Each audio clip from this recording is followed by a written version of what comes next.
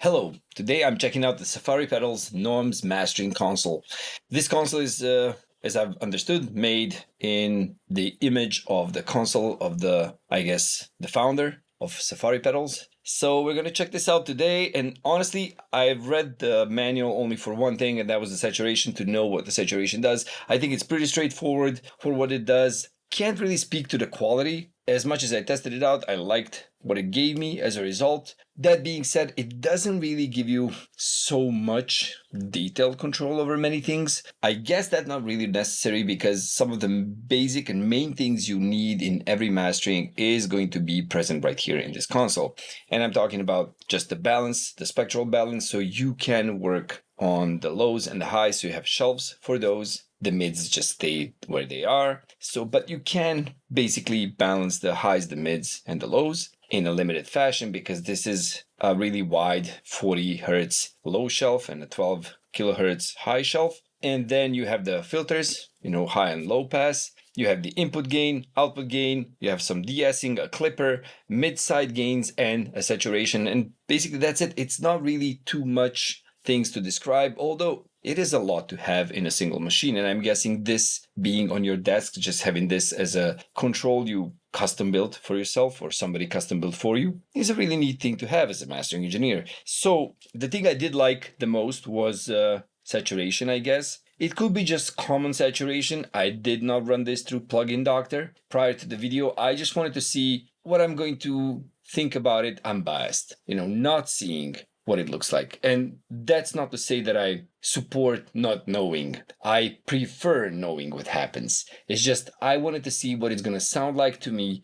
without checking out every single filter, because there's not too much here that I can actually see in Plugin Doctor, aside for the saturations character, what kind of harmonics it gives you, and maybe the curve of these shelf filters. And that would be it. So let's check it out. Let's see what this sounds like on the song I have.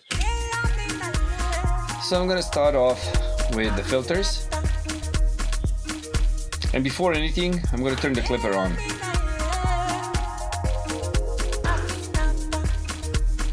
Okay, that's little to nothing. Okay, let's do some saturation.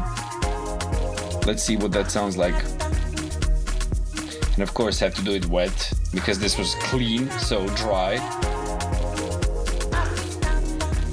I could hear the distortion creeping in from the lows, which are quite prominent in this production, so let's try to exclude that even more.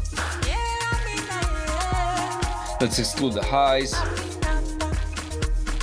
Okay.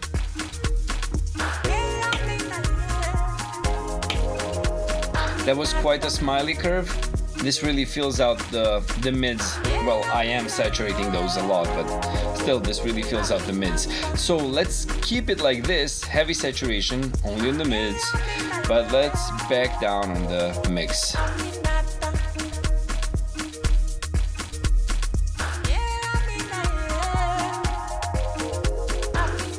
Sounds nice. Bring out some of the lows back. Okay.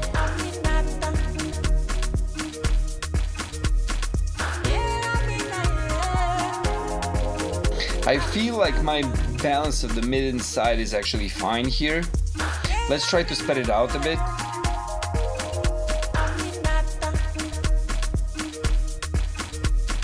I don't feel like it needs more. It always sounds, it gives you an illusion of it being better when you spread it out even more. Let's see.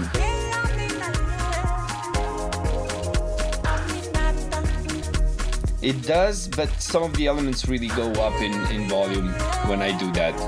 So let's try to compare with and without, bypassing the entire plugin.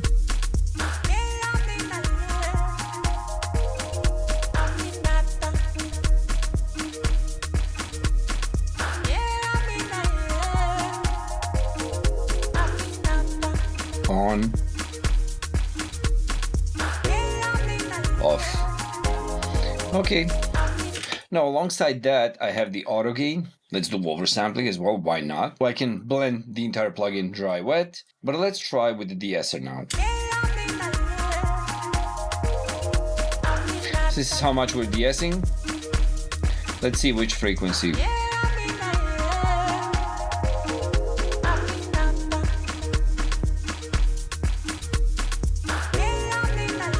Okay, so I feel like that frequency is really poking my ears.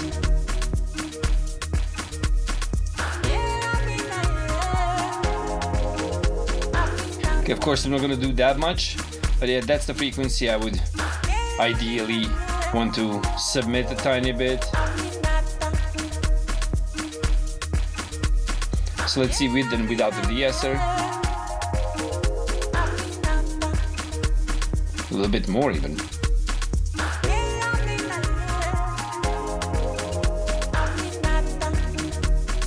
Nice, much warmer.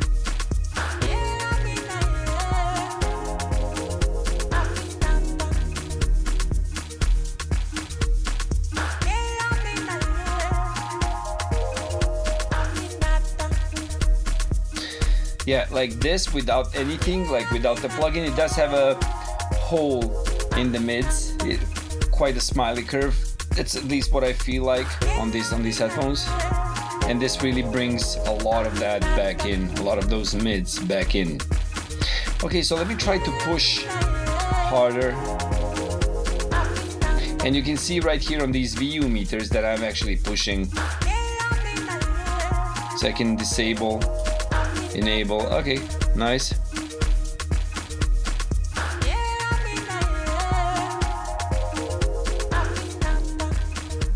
Okay, there's already too much. This is 12 dBs up here.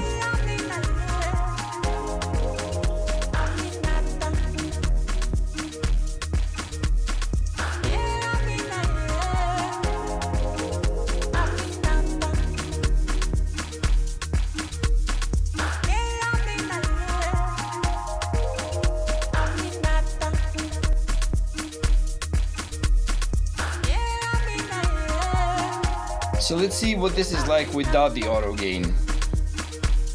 So I want to see what is going to be, what's going to be the volume.